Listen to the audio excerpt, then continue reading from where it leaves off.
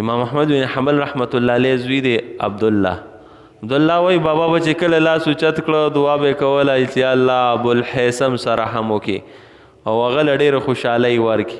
ما دې تپوس وکړو چې دا څوک وي چې دا یو ډاکو له څنګه دعا کوې؟ کله چې زه د ازمایش سره مخ شوم زه په یو ټیک نظریه او عقیدې وم، باچا په غلط عقیده او نظریه او باچا ماله سزا راکوله او زه بوتلم نو دا ډاکو ماله مخې له راغلی. ما ته وویل غلا مې وکړه، لاس رانه کټ شو، بیا غلا وکړه، خپه رانه کټ شوله، بیا سزاګانې راکړې شوې. هره پیره باچا خطرناکې سزا، زه غلا نه پرېږدم، ما ستا د قصد غلاګانې، زه په یو غلط کار ولاړ یم او که دا باچا راسه هر څوک یې نه پرېږدم. نو ته خو په یو ټیک کار ولاړې، نو ته ګورې چېرته د دې کارونو نه رسته نه شي او خپل موقف کې تبدیلي رانولې. نو چې کوم ځای کې به رامانې سخته راله نو دا غل د ده دا خبره به رایاده کړو، په استقامت به ودرېدم. اسلام د هغې څومره تاریخ محفوظ شو، نظریه او عقیده محفوظه شوه. که امام احمد صاحب العیاذ بالله په دغه ځای کې ښویېدلی وي، امت ښویېده او د هغه د کلکولو د مضبوطولو کار ابوالحیثم وکړو. که ابوالحیثم دا خبره کوله چې یاره زه په خپله څه حالت کې موده ته به څه نصیحت وکړمه، نو د نیکۍ دا توفیق به درته کله هم نو میلاو شوی.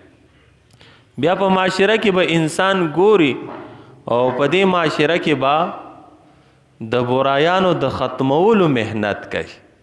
دا نه چې صرف او صرف بس تنقیدونه په هغې باندې کوي او د هغې د اصلاح دپاره عملی اقدامات نه اوچتوي، محنت او کوشش نه کوي.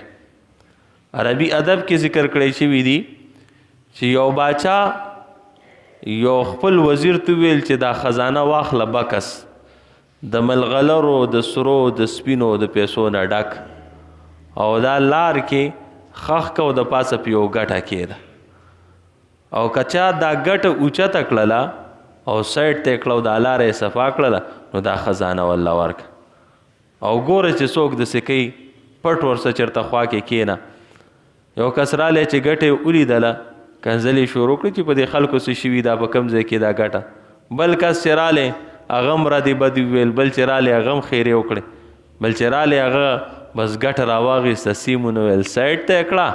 وزیر ووت ورته ویل چې دا خاورې لږې وخوځو، چې ویې خوځولې لاندې پکې بکس پروت ویل چې دا خزانه ستا شو.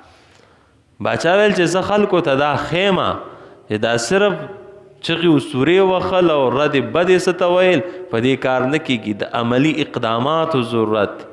یو انسان ټول عمر تیارو ته کنزل کوي او د هغې مخالفت کوي، تیارې ختمیږي نه.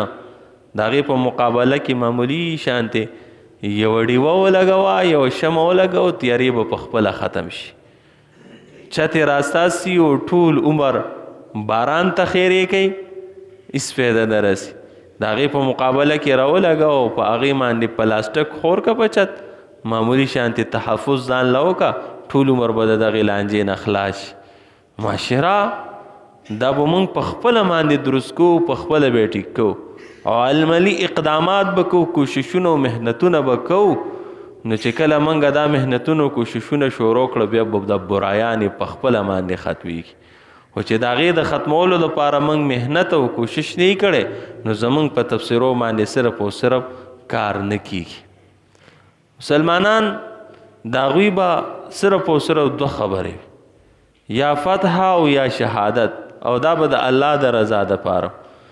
چې که چېرته ژوندی پاتې شوم نو اسلام ته به غلبه ورسوم او که مړ شوم نو د الله رضا به حاصل کم، جنت به راته میلاو شي. روایاتو کې راغلی دي چې یو نیک انسان چې عقبه ابن نافع نوم یې ډېر لوی مجاهد تیر شوی، 10,000 مسلمانان ځان سره کړو، د روم مقابلې لتو د هغوی 80,000 کسان. ښځې ته تپوس وکړو چې جنگ ختم شي نو په کوم ځای کې به دې پیدا کوو؟ نو هغوی په جواب کې وفرمیل چې فی خیمت قائد الروم او فی الجنه، یا به د روم د باچا په خیمه کې مو یا به په جنت کې. د دوی دوو لارو نه بله لار نشته دی، یا به فتح کم او د هغه خیمې ته به ورسم او د اسلام جنډه به په هغې باندې ولګو، او یا به داسې شي چې بس جنت ته به ورسم او شهادت به راته میلاو شي. نو د اسلام دپاره د هغوی دا 2 کلک او مضبوط موقفونه مسلمانانو کې دغه جذبات بالکل مفقود دي او ختم شوي دي او دا به خالص د الله د رضا دپاره. د روم محاصره چې کله وشوله ډېره زیاته اوږده شوله. یو سړي لاندې یو لورې نه سورې وکاږو او د روم قلعې ته ننوتو او د څوکیدارانو سره مقابله وکړله او کونډې کولاو کړله او دروازې له علته ورکړله او مسلمانان ټول داخل شولو او دغه لوی قلعه چې کومه وه افته شو. مسلمه بن عبدالملک سپاه سالارو د مسلمانانو د جنگ نه پس ویل چې غټه کارنامه خو دې سړي کړي چې دا سورې وکاږلې او دنده تلې او دومره سختې تېرې کړلې. نو اعلان یې وکړو چې څوک دی راشي چې موږ یې حوصله افزایي وکړو. څوک نه پاسېدل. ویل چې زه امیر یم، بحیثیت د امیر تاسو لره زما خبره منل ضروري دي. دا کس دی راشي او ما سره د میلاو شي که د زه څه خبره. نو د باچا خیمې ته یو کس ننوت ویل جي کس خو موږ ته معلوم دی خو د هغه څه شرایط دي د هغه شرایطو خیال به تاسو ساتئ. سپه سالار وویل څه شرایط دي؟ ویل چې ما به خلکو ته نه ښکاره کوي، ماله به په دې څه انعام نه راکوي، زما به څه تشهیر په دې باندې نه کوي. ښځه ویل ټیک د دې ځان له لیدل غواړم. وی هغه ستاسو مخې ته ناست دی او مزیمه. په دې حیثیت سره خلکو د اسلام دپاره دومره لوی لوی کارنامې کړي دي. اوس د خلکو مزاجونه بالکل بدل شولو. صدقه ورته هغه وخته پورې صدقه نه ښکاري چې خلکو ته ښکاره کړې نه. روغه جوړه ورته هغه وخته پورې روغه جوړه نه ښکاري چې د هغې تشهیر نه یې کړی.